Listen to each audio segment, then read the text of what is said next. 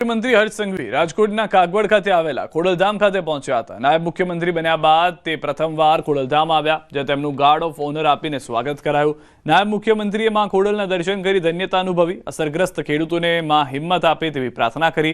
Chairman અને trustee મંડળ સાથે બેઠક યોજી। ટ્રસ્ટીએ કરેલી વૈદિક લગ્નની પહેલને બિરદાવી। કહ્યું, આનાથી સામાન્ય પરિવારો દેખાદેખીના ખર્ચથી બચશે। હર્ષ સંઘવીએ ધાર્મિક સ્થળ પરથી રાજકીય કે સરકારી ટિપ્પણી કરવાનો ઇનકાર કર્યો।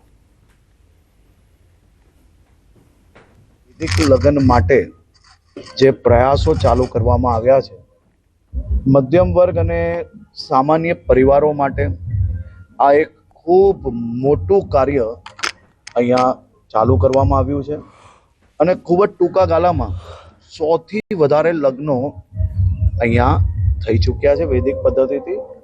આનાથી સમાજમાં દેખાદેખીના કારણે જે ખર્ચ છે અને સામાન્ય પરિવાર જે ખર્ચમાં ડૂબતો હોય છે એને એમાંથી બહાર નીકળવાનું ઉત્તમ કાર્ય કરવામાં આવ્યું છે। જીઆઈડીસીમાં પ્રાથમિક સુવિધાના નામે મીંડું છે। જીઆઈડીસીમાં અનેક નાના મોટા ઔદ્યોગિક એકમો આવેલા છે, તેમ છતાં અહીં રોડ રસ્તા સફાઈ સહિતની સુવિધાઓનો અભાવ છે। બિસ્માર રસ્તાને લીધે ઉદ્યોગકારો સહિત કામદારો તેમજ માલવાહક વાહન ચાલકોને ભારે હાલાકી ભોગવવાનો વારો આવ્યો છે। ઉદ્યોગકારો ફરિયાદ કરી રહ્યા છે કે ભારે ભરખમ ટેક્સ ભર્યા છતાં સુવિધાઓ મળતી નથી। અસુવિધાના કારણે ધંધા રોજગાર પર અસર થઈ રહી છે, તેથી ઉદ્યોગકારો સહિત કામદારોએ તાત્કાલિક સુવિધાની માંગ કરી છે। જો કામ ન થાય, વેર ન ભરવાની ચીમકી પણ ઉચ્ચારવામાં આવી છે। જાતની સુવિધા નથી। દરેક જગ્યાએ અમે અરજી કરેલી, કલેક્ટર ઓફિસે, મામલતદાર ઓફિસે, જીઆઈડીસી ના પ્રમુખ છે સુમિત પટેલ ને, જગદીશભાઈ મકવાણા ને, બધાને અરજી કરેલી છે, પણ કોઈ પણ જાતનો કોઈ જવાબ જ નથી કોઈ જગ્યાએ આપતા। બમણો ટેક્સ કર્યો છે, બરોબર, વર્કર કામે નથી આવતા। આ બધી સુવિધા ભારે છે ને, પાણીનું કોઈ કારીગર કામ કરવા નથી આવતા। વઢવાણ જીઆઈડીસીમાં કોઈ સુવિધાના નામે મીંડું છે।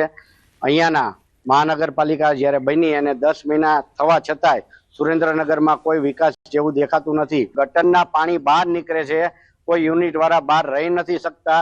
અહીંયા આગળ જ બાયોડીલ ફેક્ટરી આવેલી છે, ત્યાં લગભગ ઓછામાં ઓછા 2500 થી 3000 વર્કર આવે છે કામે।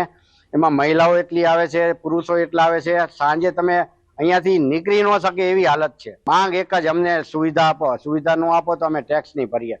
સુરેન્દ્રનગર શહેરના વઢવાણ ખાતે આવેલી જીઆઈડીસી સુરેન્દ્રનગર જિલ્લાની સૌથી મોટી જીઆઈડીસી પૈકીની એક જીઆઈડીસી છે। આ જીઆઈડીસીમાં અંદાજે 1500 થી વધુ અલગ અલગ યુનિટો આવેલા છે 4 ફેસમાં, પરંતુ આ જીઆઈડીસીમાં છેલ્લા 25 વર્ષથી સુવિધાના નામે માત્ર ને માત્ર મીંડું હોવાનો સ્થાનિક જે છે વેપારીઓ દ્વારા તંત્ર પર આક્ષેપ કરવામાં આવી રહ્યો છે। અગાઉ સુરેન્દ્રનગર નગરપાલિકા હતી, ત્યારબાદ જે છે એ મહાનગરપાલિકા બનાવવામાં આવી છે, પરંતુ મહાનગરપાલિકા બન્યા બાદ પણ સુવિધાના નામે માત્ર અને માત્ર તંત્ર દ્વારા આશ્વાસનો આપવામાં આવી રહ્યા છે। ત્યારે આગામી સમયમાં જો તંત્ર રસ્તા જેવી પ્રાથમિક સુવિધા પૂરી પાડવામાં નિષ્ફળ નીવડશે તો ઉદ્યોગપતિઓ દ્વારા વોટ નહીં, ટેક્સ નહીં અને તમામ પ્રકારની જે છે એ બહિષ્કાર કરવાની ચીમકી પણ ઉચ્ચારવામાં આવી છે।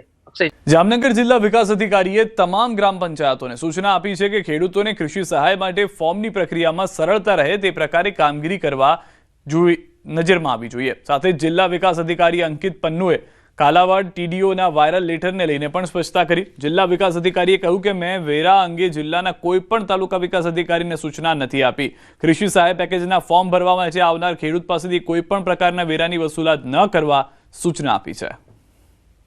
બધા ખેડૂતોને સરકાર તરફથી, તંત્ર તરફથી કાલાવાડ તાલુકામાં અને જામનગરના બીજા પણ તાલુકામાં 6 તાલુકામાં વગેરે વિલંબ આપવામાં આવશે અને વેરાના કોઈ ઉઘરાણી એના સાથે નહીં થશે।